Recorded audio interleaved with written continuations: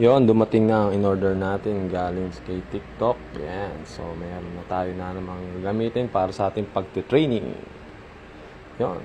Yan, nagamit na nga natin sa ating pag-ensayo sa mga bata. Yan. So, maganda to para sa pampabilis ng paa. So, watch nyo po hanggang matapos para makita nyo at makatulong din sa inyo sa inyong pag-drill.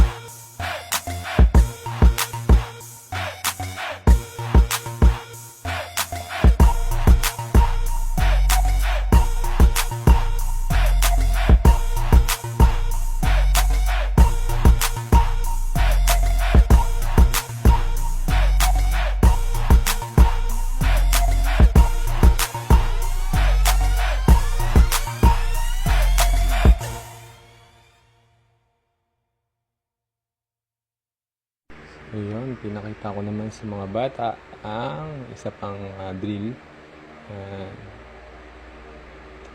So, hanggang dito na lang matatapos ang ating humble training with Kai Mota. Thank you. God bless.